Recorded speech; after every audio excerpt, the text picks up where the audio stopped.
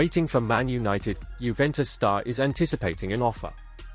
Juventus midfielder Adrien Rabiot is reportedly waiting for Manchester United before making a decision over his future, according to Tuttosport.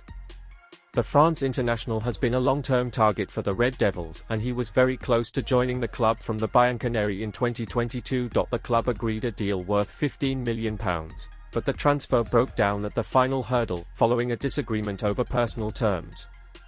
Rabiot wanted a salary in the region of £8.5 million per season, with his mother and representative Veronique receiving a similar figure as commission for the transfer.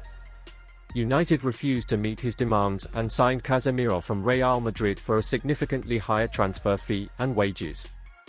Rabiot's current deal with Juventus expires on June 30, and the midfielder has yet to confirm whether he will continue with the Bianconeri. Talks between Juventus and Rabiot's mother have been cordial about a possible renewal, but the World Cup finalist is making the Serie A club wait for him. The Frenchman, who was described as extraordinary by David Trezeguet in 2022, is awaiting fresh interest from United, but there has been no news so far. United should not return for Rabiot. Rabiot, who is valued at £30 million by Transfermarkt, was considered dispensable by Juventus in 2022, but he stayed with them. It has proved a blessing in disguise. He has made 25 goal contributions from central midfield for the Bianconeri over the last 2 seasons. The Turin Giants are determined to keep him, but Rabiot is exploring his options. He is hopeful of fresh interest from United. United manager Erik ten Hag personally spoke with Rabiot to convince him about a transfer in 2022, but a deal is unlikely to happen now. The Red Devils are currently under control of Sir Jim Ratcliffe after his minority takeover, and he is unlikely to sanction a free transfer for Rabiot. The 29-year-old could make the same salary demand, £163,000 per week. There would be a huge signing-on fee and agent commission. United could end up spending £20 million for a Bosman deal. They should stay away from Rabiot, who could be past his prime in the next couple of years. Man United having contacts over Adrien Rabiot deal. Manchester United are in talks over signing Adrien Rabiot from Juventus this summer.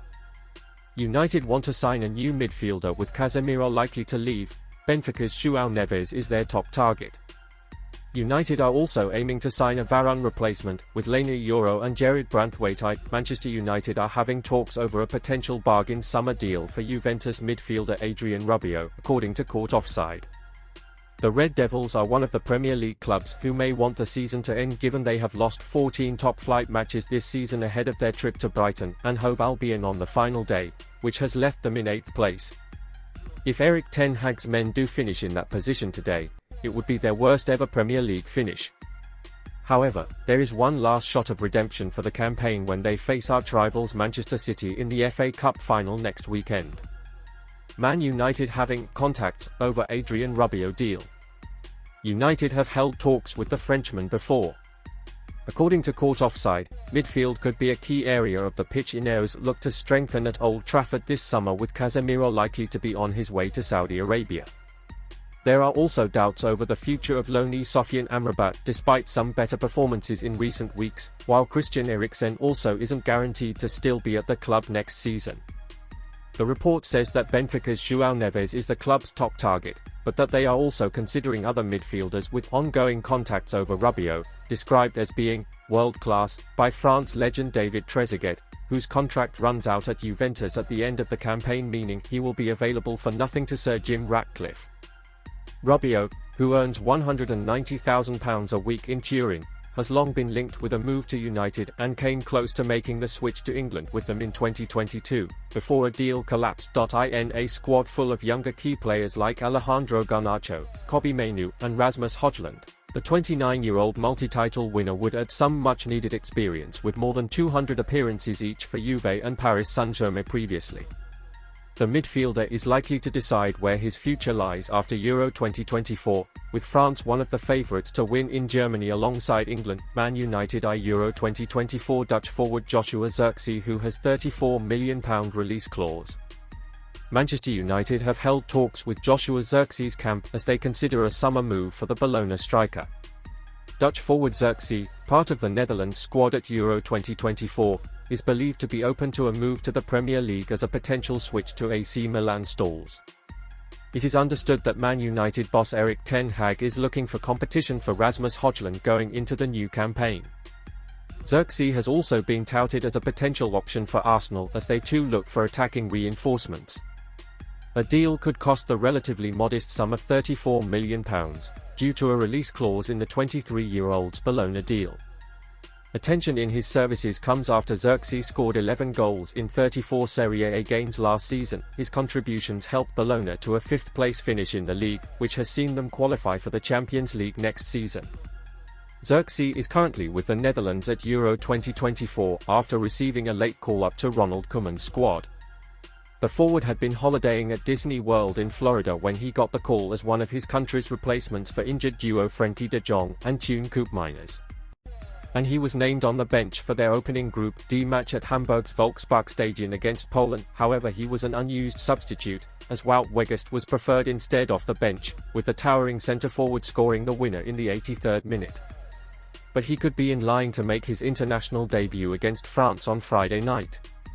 Prior to joining Bologna in 2022, Zirkzee was on Bayern Munich's books, where he scored 4 goals in 17 matches between 2019 to 2021. He also enjoyed loan spells at Parma and Anderlecht, before eventually departing the Allianz Arena on a permanent deal. Manchester United make Joshua Zirkzee inquiry, and AC Milan need to be fast to make the deal happen.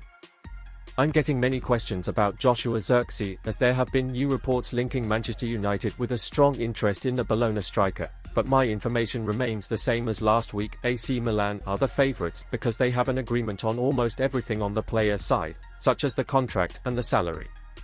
Milan have also informed Bologna more than 10 days ago that they want to pay the release clause for Zirkzee, which is worth €40 million.